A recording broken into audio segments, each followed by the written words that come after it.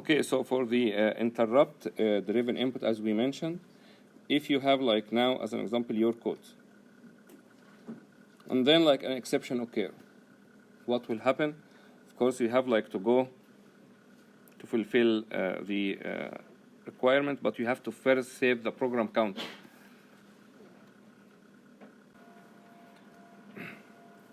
And after that, you will jump to the interrupt service routine that you would like to handle. Now you have an interrupt, you have to go like to that particular place.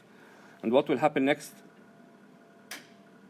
Of course, like when you have like interrupt, as you have seen, like the receiver will send to the register inside the processor, hey, there is like something came from the keyboard. We need like to handle that with the memory. And then, as you will see, the processor will begin like to speak with the memory, like handle all of this stuff. And after you finish the interrupt, you have to return back to your user code, and then you will go like to fulfill like the requirement for your code. So as I mentioned, the receiver indicates with an interrupt that it has an input now for a new character from the keyboard to the receiver data register, and then the second thing, the user process will respond to the interrupt by just like transferring the control to an interrupt service routine that will copy the input character to the user memory. The same exactly if we have like interrupt driven output, so output interrupt. Again, the transmitter will send to the processor, yes, hey, there is something that has been like transmitted to memory. Interrupt to save the program counter, go to jump to the interrupt service routine, and then when the processor will see that, will handle the stuff with the memory to the transmitter, and then we'll get back to the where you have been in the user program. Again, the transmitter indicates with an interrupt that it has successfully output the character to the transmitter, and the transmitter at that case will be like transmitting to the monitor. Yes, we have sent something to appear in the screen, something like that. So the memory to display, and then the next thing that the user process will respond also to the interrupt by transferring the control to the interrupt service routine that writes the next character to output from the user memory space into the transmitter data register. But to handle all of these kind of things, we need to see like, okay, do we have like to have a status register and the cause register? So we have now an interrupt, but then what is exactly behind that interrupt? We need to get like a sense of what is really happening. So that's why we have what we call status register, and we have another thing called cause register. What is exactly in these status registers? You can see that we have like some definitions here. First, interrupt enable. With this interrupt enable, if it is like one meaning that I am enabling the interrupt, 0 disabling all of the interrupt. Interrupt mask with the same concept that it will, if this mask, if the bit for that interrupt is 1, so this means that I am again enabling that level, because basically in the MIPS we will have like as you can see like here 8 bits mask. We have 6 for the hardware interrupts and 2 for software interrupts. So if the mask is 1, so this means that I enabled that particular level. But if this is from the very beginning is 0, so this means that I am disabling every interrupt. Yes. But then if it is enabled, then we'll go to the levels. Yes. As an example, I accept that this side will ask questions, but this side is not. Maybe like the next 5 minutes it is the other way, and so on and so forth. So this will be for the interrupt mask. For the exception level, this is usually by default 0. It will be only 1 if there is an exception come. If there is an exception comes, so this means that this will be 1. And if this is 1, will not accept any interrupt. So it's in another sense, I am disabling now everything. It will disable like anything in the interrupt program counter, and also will disable any interrupt. In another way, you can think of this in the normal life, like now I am explaining something, and then I begin to take like some interrupts, some questions, yeah? So now I took like the first question from one of you. I will begin to answer, yes? While I am answering, I don't want any interrupt, so I won't be able, while I am answering your question, to take another question.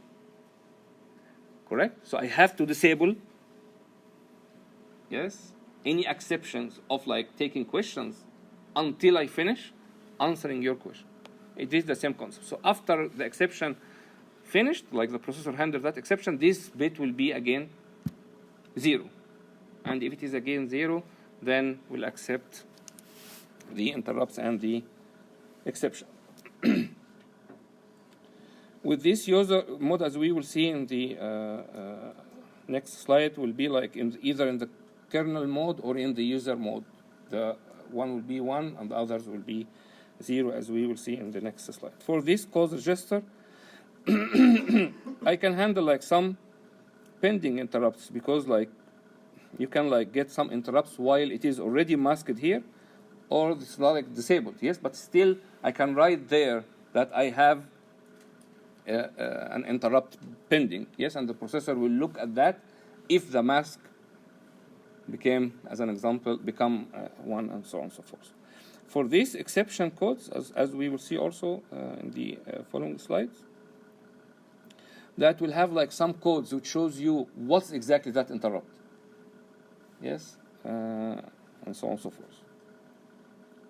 So here, as I mentioned, the interrupt masks will be 1 for each of these 6 hardware and 2 software exception levels, and 0, of course, meaning I'm disabled. User mode, it will be 0 if it is in kernel mode, 1 if it is running in the user mode. Exception level, it's set to 1, as I mentioned already in the previous slides. Interrupt enable, again, 1 if it is enabled, 0 if it is disabled. With the exception code, here, you can see like all of these codes here. You can see like if it is 0, this means that it is external interrupt. If it is 4, address error trap, 5, this and this and that, and so on and so forth. Of course, you don't need to remember that, but the processor will check and know what's exactly happening with any of these exception codes. So in order like to handle the exceptions, there are control signals to control the writing of the exception program counter. So we have like an EPC write and the cause and the status registers. We have to have also a hardware to record the type of the exceptions that is happening in the cause register. And we can modify the data path that the address of the software interrupt handle, as an example, will be in another place, and we will play, as you can see from the program counter and the program counter +4, where to go. So now if there is an interrupt, as an example, I don't have to go to the program counter +4 yet. I have to go to another place right now, and then after that I have to return back, and so on and so forth. All of these I need to handle. Also, if there is any arithmetic overflow or something like that, I have to send a signal with an overflow signal to the ALU. And here is just like interrupt handling steps. You can go over it yourself, but the idea again with the same concept as I mentioned, like at the very beginning you accept the interrupt, and then you disable everything until like you handle that interrupt, and then you open it again, yes, to receive the interrupts and so on and so forth. And then you might have like also a priority that say like, hey, I will take that, not that, I will take this, not this, and so on, so forth.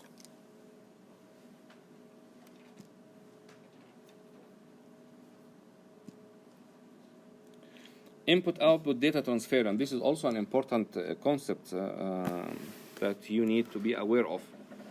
The thing that we found that, okay, if the basically the input-output interrupts are all of these handled by the processor, it's an overhead. So why not to have a piece in hardware that will be able to handle all of these input-output interrupts and don't bother the CPU? Paying, of course, you need to have like this hardware, so you need space, yes, in order like to fulfill these requirements. But the beauty about that is you're taking like a lot of the, yes, a lot of the overheads over the processor. And that particular hardware will be responsible to handle all of the problems with the input outputs. And this is called direct memory access, the DMA. So the DMA will be responsible to handle all of these kind of things. Because basically the most important thing, the input output, is dealing with the memory, yes? So we will have like another part that's called direct memory access that will handle all of these kind of things between the input output and the memory. So this means that the CPU now will be relaxed and the DMA will take that particular job.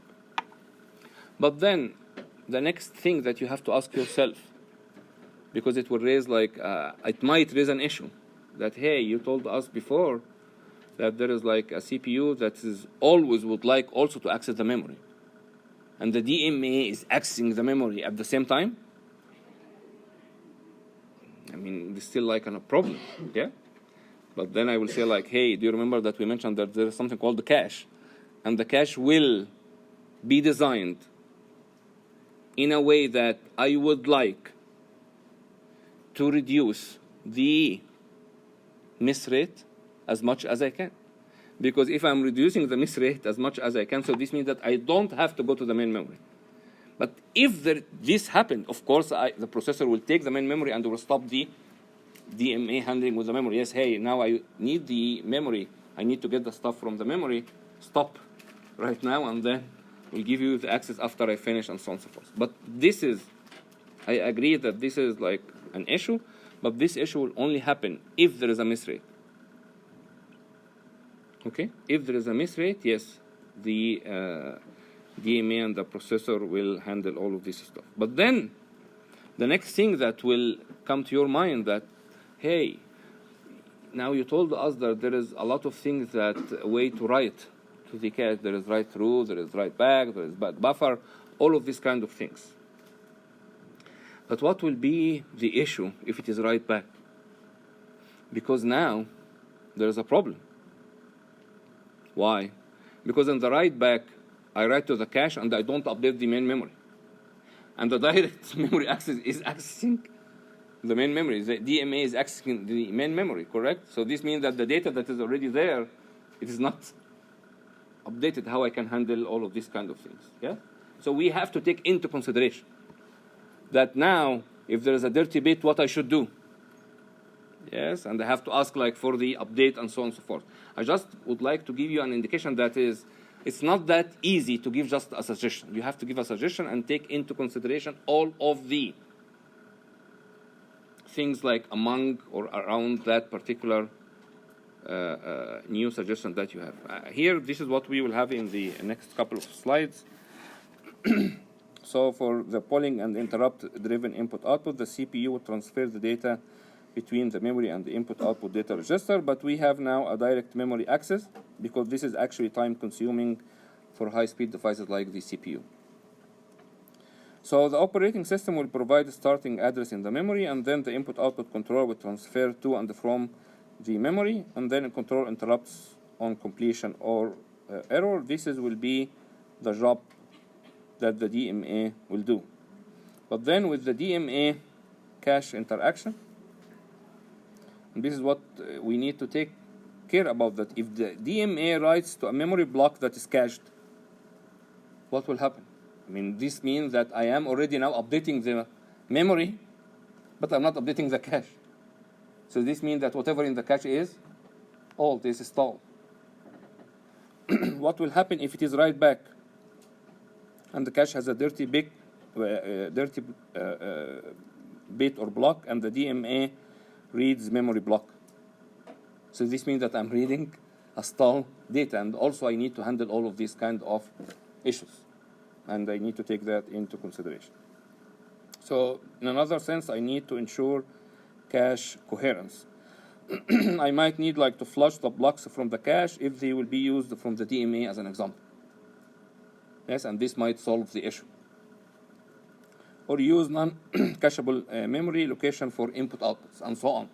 Just like open again your mind to see like how things is happening. For the input output system characteristics, of course, like we mentioned earlier, the dependability. It is very important, especially for storage devices. We have to take into consideration, of course, the performance measure, latency, throughput, which is basically the bandwidth and response time.